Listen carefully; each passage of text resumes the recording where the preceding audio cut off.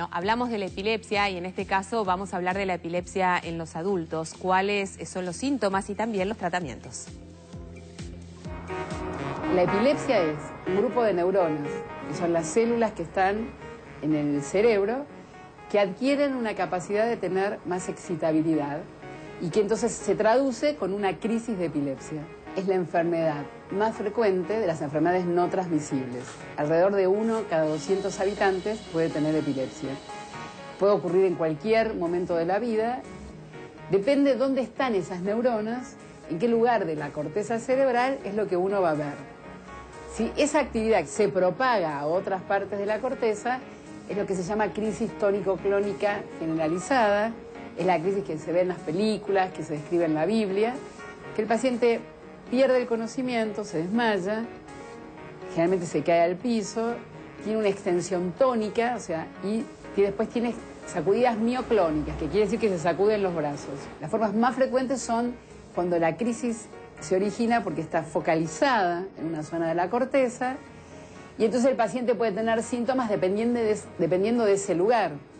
Por ejemplo, si está localizada en el lóbulo temporal, que se ocupa de la memoria, de los afectos, el paciente va a tener de repente, súbitamente, tiene una sensación como extraña, o tiene un fenómeno que es como que ya vivió eso. Luego de eso puede o no tener ruptura de contacto, puede tener automatismos, y eso dura 1 o 2 minutos y luego recupera nuevamente su estado común.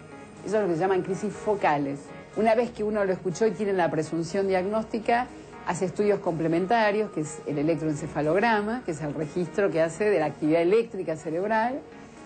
Se hace luego una resonancia magnética, que es para saber cómo están las estructuras cerebrales. En algunos casos, cuando no están en ese 70% que andan bien, en el 30% que no andan bien, en este centro, en este hospital, nosotros acá tenemos, es un centro especializado, donde vemos muchos pacientes que tienen lo que llamamos epilepsias resistentes al tratamiento médico. Y a un grupo de esos pacientes le ofrecemos cirugía. En el grupo nuestro también trabajamos acá en un consultorio especializado de embarazo y epilepsia. La epilepsia no es una enfermedad hereditaria. Sin embargo, en las mujeres que tienen epilepsia, nosotros hacemos un control muy estrecho para tratar de minimizar los riesgos que pueden provocar la medicación antiepiléptica. Existe la Ley Nacional de Epilepsia reglamentada desde diciembre del año pasado. Esto significa que todos los pacientes tienen derecho a acceder a la medicación que necesiten, al tratamiento que necesiten y a los estudios diagnósticos que lo requieran. Bueno, y un aspecto muy importante, más allá de los derechos y más allá de la ley que existen y que existen las herramientas para uno poder ser atendido frente a cualquier emergencia, como decía Ezequiel, en todos los hospitales públicos y privados, salas de emergencia, en fin, todo lugar sanitario tiene que tener y tiene que ofrecer ayuda a este tipo de pacientes. Pregunta, y recién la doctora Kochen se refería a la epilepsia y el embarazo. Sí.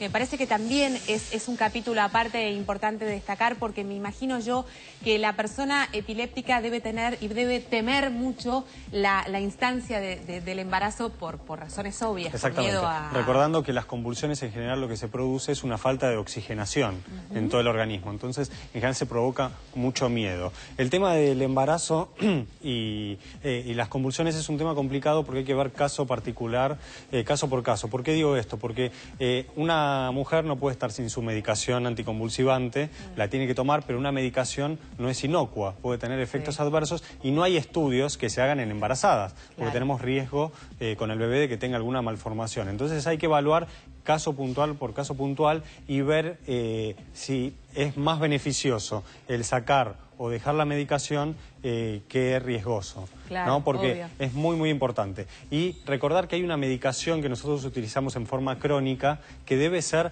medida frecuentemente. Hay que hacer un análisis de sangre para ver si los niveles de esa medicación están adecuados, que no estén por arriba ni por abajo. Claro, porque es la clásica enfermedad donde uno debe ir al médico de manera rutinaria. Porque si no, uno piensa que está tomando la medicación, pero si está en una dosis muy bajita, no nos va a hacer efecto. Claro. Y si está por arriba, nos puede hacer daño. Es que la calidad de vida depende del control de las crisis. Exactamente. Totalmente. Bueno, hablemos de eso. Hablemos de qué pautas de conducta, qué herramientas nosotros les podemos dar a la familia y a la persona, porque yo me gusta focalizarme en quién está padeciendo esta situación, ¿no? Bueno, podemos verlos de diferentes ámbitos, si querés, para saber qué hacer en la escuela, qué hacer en el trabajo, qué hacer con la pareja. En realidad, lo más importante de todo esto es educar a un niño que sea lo más independiente de sus padres que se puedan, porque los padres no son eternos ni están en todas las situaciones en las que el niño va a estar. Perfecto. Entonces, primero la educación. Esto de ni sobreproteger ni rechazarlo, para que en la casa no haya una discriminación en donde el chico pueda empezar a tener esa mini sociedad en donde aprenda a desenvolverse de la mejor manera posible. Llevamos al niño a nuestra escuela. Los maestros, por lo general, como todo el mundo, desconoce esto, no sabe cómo se trata, se asusta, tiene miedo que los compañeros se asusten, entonces tiene miedo que se esfuerce, porque si le exige algo, tiene miedo a que tenga una crisis. Bueno, no.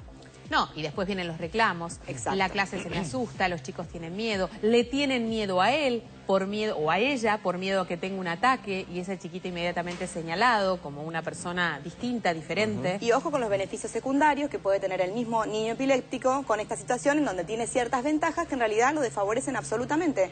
Porque este chico tiene que tener las mismas oportunidades que todos y aún más para saber desenvolverse en la vida, de poder pensar, de poder recibirse, de poder estudiar. Tiene que poder hacerlo, es muy necesario, más que para otras personas. Perfecto. Porque después del mundo laboral tampoco es tan fácil. Si cuenta que es epiléptico, probablemente no lo tomen. Si no contó, probablemente lo echen. Entonces es muy importante que tenga de base, realmente una base de lo que a él le gusta a nivel intelectual, que pueda fomentar muchísimo su trabajo interno, para después tener una vocación clara y saber perfectamente, por ahí, por sus propios medios, hacer algo. Sí, y más allá de eso yo creo también y confío mucho en cuando una persona tiene bien resuelto qué es lo que le pasa y qué es lo que tiene la posibilidad de expresar al otro qué es lo que le pasa y qué es lo que tiene. Desde un lugar distinto. Desde un lugar distinto, y eso le da mucha seguridad. Y por ende, en vez de generar miedo, porque muchas veces la discriminación tiene que ver con eso, tiene que ver con el temor a lo desconocido, con el temor a meterme en un problema. Totalmente. ¿No? Bueno, lo mismo que con la pareja. O sea, le contamos a una persona con la que acabamos de salir y vamos a tomar algo en una primera cita, en un primer encuentro, que tenemos epilepsia, querrá estar conmigo. Es la persona la que no tiene resuelto esto y la que tiene mucho miedo a que el otro se desilusione, porque la propia discriminación y el propio rechazo es lo que proyectamos afuera y es lo que recibimos después. Y después también evitar las cartas de presentación. ¿No? Hay muchas madres o muchos padres que con ánimos de proteger y con ánimos de cuidar dicen, se llama María, es epiléptica. Claro, sí, sí.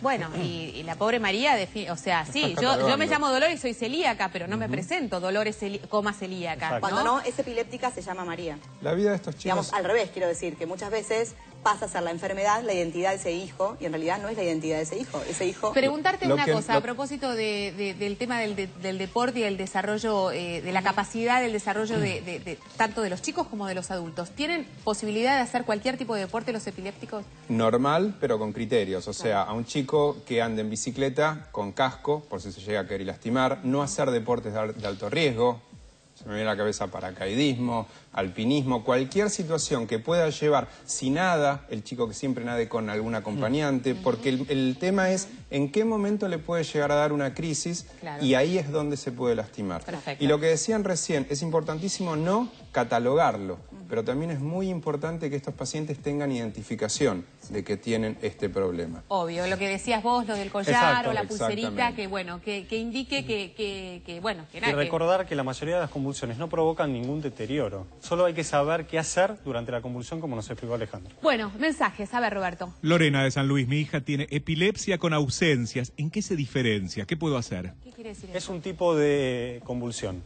en donde la persona queda tildada, ¿sí?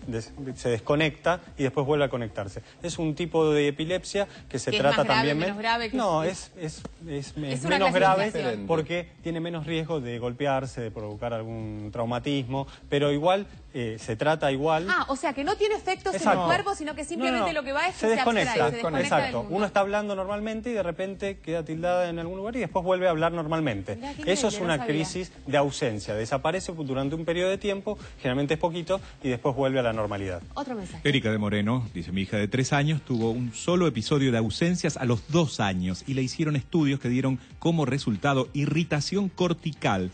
¿Esto es epilepsia? En general, la irritación cortical aparece en el electroencefalograma, esta alteración eléctrica. Hay que ver si fue un solo episodio y no lo volvió a repetir, hay que ver si lo es. Hay algunos que prefieren igual poner alguna medicación preventiva y acordémonos que hay muchos chicos que cuando se las diagnostica de chicos, durante la adolescencia o ya en la adultez, desaparecen y uno les retira la medicación. en esta y otras varias enfermedades es muy difícil hacer un diagnóstico desde aquí, ¿no? Esto lo decimos y lo reiteramos porque son muchísimos los mensajes que llegan.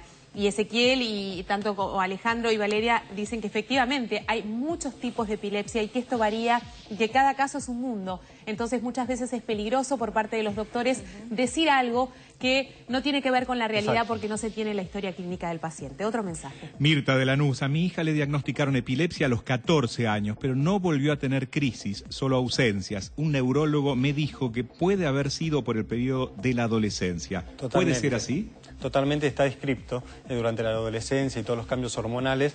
Es una epilepsia juvenil benigna que en general tiene muy buen pronóstico y en general no vuelve a tener convulsiones a medida que pasan los años. Pero por eso es muy importante hacer el seguimiento estrecho y estricto de una persona. Exactamente. Esto vale recordarnos rápidamente, esto de tener la libretita, que yo me reía al principio del programa, pero que definitivamente tiene que ver con la responsabilidad de los padres de poder anotar, aunque sea en una libretita a mano, ciertas cosas, ciertas pautas de conducta de nuestros hijos que nos sirvan después para un diagnóstico, ¿no? Sí, totalmente, tener un registro de cuándo sucede, cómo sucede, porque muchas veces el diagnóstico diferencial es fundamental, porque mucha gente no cree en esto, porque dice lo está haciendo a propósito, es un manejo. Entonces es muy importante tener un registro claro de los padres, porque es quien está todo el tiempo con su hijo.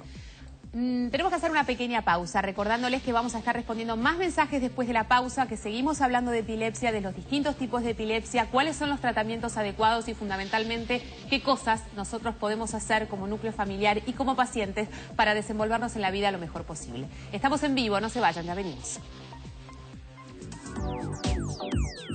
¿Sabías que durante siglos la epilepsia ha sido concebida indebidamente como un padecimiento sobrenatural o mágico, como castigo divino o posesión demoníaca? De ahí el estigma que ocasionaba y aún ocasiona por culpa de la ignorancia de los demás en las personas que la padecen, quienes son discriminados, rechazados o considerados como personas diferentes a los demás. Te prefiero fuera de foco.